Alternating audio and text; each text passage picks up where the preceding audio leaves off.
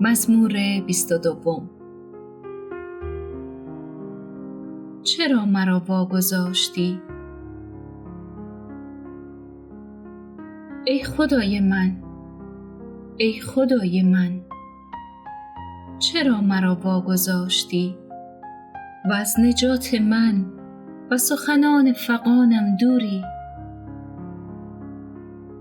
ای خدای من، همه روز فریاد برمی کشم و اجابت نمی کنی، همه شب نیز و مرا خاموشی نیست.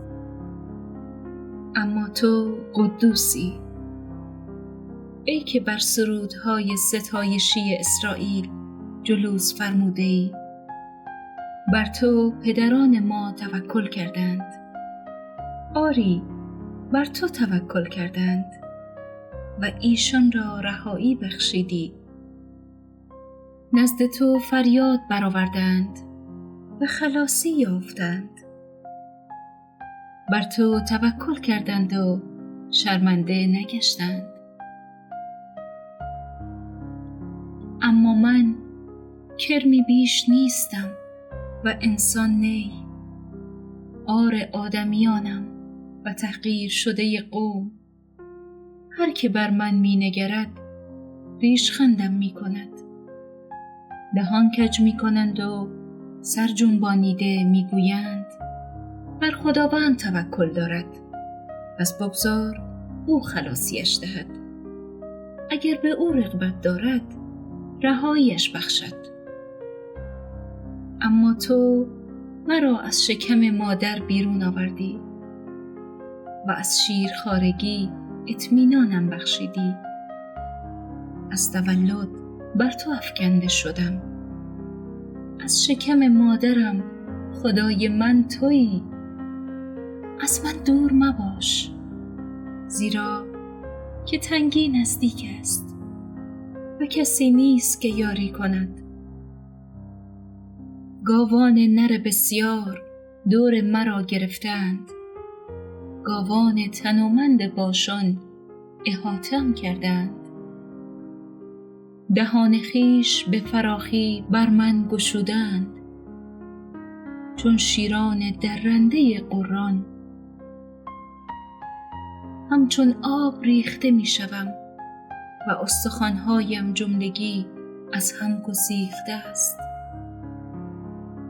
دل من چون مو در اندرونم گداخته شده است.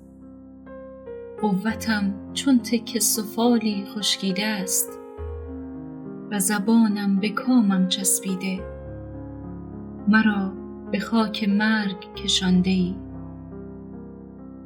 سگان مرا احاطه کردند، دسته اوباش گردم حلقه زدند. دستها و پاهایم را سوراخ کردند. می توانم همه استخوان‌هایم را بشمارم. آنان خیره بر من چشم دوختند. جامه‌هایم را میان خود تقسیم کردند و بر تنپوش من قرعه افکندند. اما تو ای خداوند دور مباش. ای قوت من به یاریم بشتاب. جان مرا از شمشیر برهان و زندگی مرا از چنگ سگان. مرا از دهان شیر نجات بخش، ای که از میان شاخهای گاوان وحشی مرا اجابت کرده ای.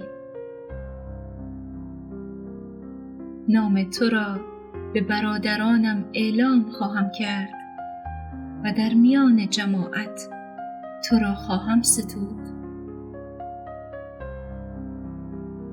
ای ترسندگان خداوند، او را بستایید. ای همه نسل یعقوب، او را جلال دهید.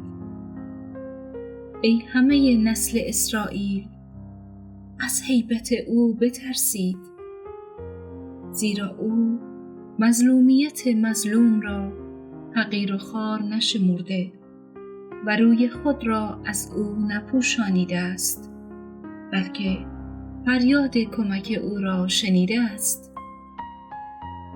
ستایش من در جماعت بزرگ از توست. نصرهای خود را در حضور ترسندگانت ادا خواهم کرد. مسکینان غذا خورده سیر خواهند شد و جویندگان خداوند او را خواهند ستود. دلهای شما تا ابد زنده بماند. همه کرانهای زمین به یاد آورده نزد خداوند بازگشت خواهند کرد.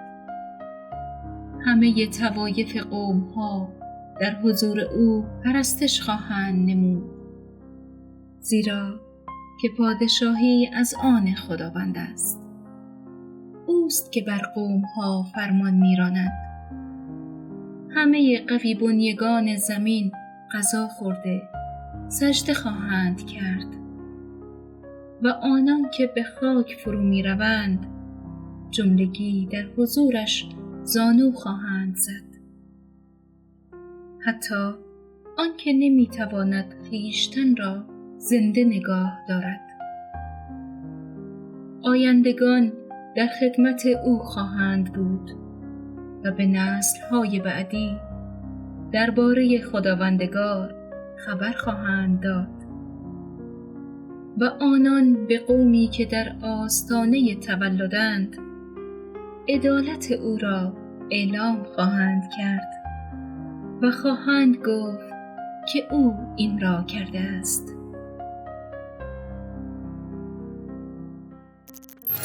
آوا کلام